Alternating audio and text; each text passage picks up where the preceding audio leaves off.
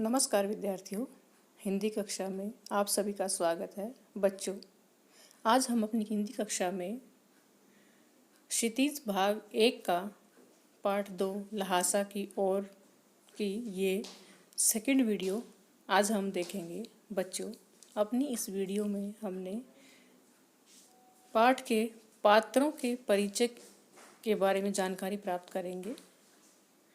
हमारे पाठ ल्हासा की ओर में जो प्रमुख पात्र हैं, उन पात्रों के जीवन से संबंधित या उन पात्रों की विशेषताएं और कमियां आज हम अपनी इस वीडियो के माध्यम से जानने की कोशिश करेंगे। बच्चों, जो ल्हासा की ओर पाठ है, इसमें मुख्य रूप से 3 पात्र हैं। एक लेखक स्वयं है, एक उनके मित्र सोमती हैं और कुछ बौद्ध भिक्षु हैं जो वहाँ की जमींदारी प्रथा को निभाते हैं, जमीन के मालिक हैं। तो सबसे पहले जो हमारा पहला पात्र है, लेखक राहुल सांकृत्यायन स्वयं है।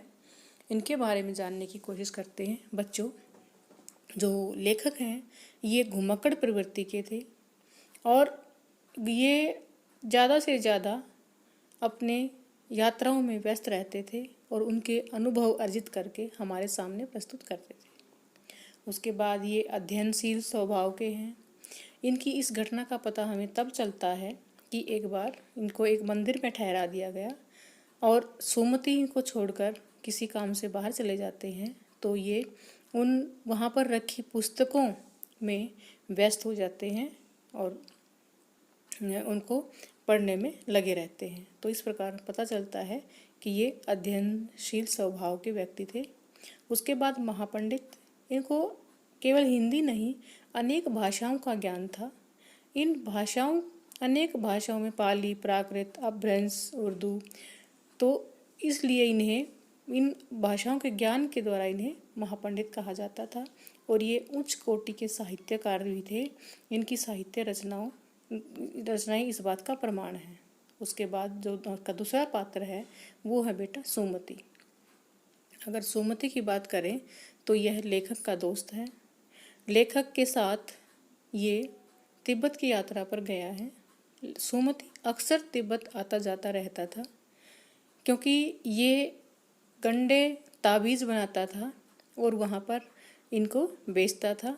30 बार लेखक और सोमती दोनों इकट्ठे गए हैं और वहाँ पर उस समय भारतीयों का जाने पर रोक थी, तो ये एक भिक्षुक का वेश बनाकर वहाँ पर गए हैं।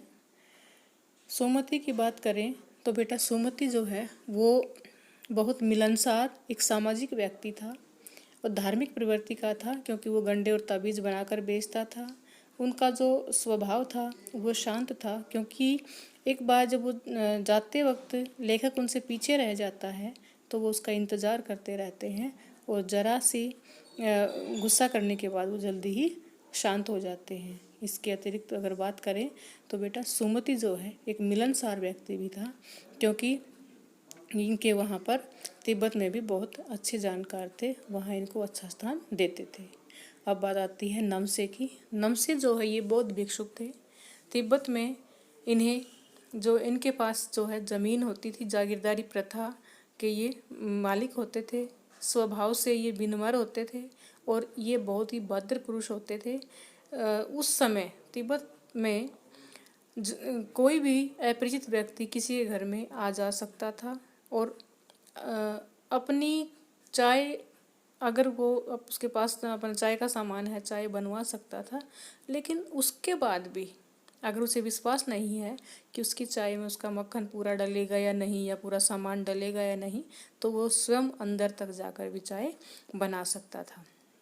और ये शेखर विहार की जो खेती थी उसके मुखिया जो है ये नमसे ही होते थे।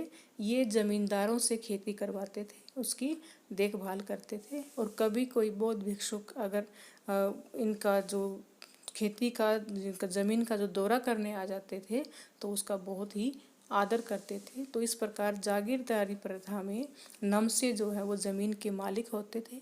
ये ज़मींदारों से खेती करवाते थे और उस जो आय होती थी उस आय का हिसाब रखते थे और बौद्ध भिक्षुओं का बहुत आदर भी करते थे और उनकी ज़मीन की देखभाल भी करते थे।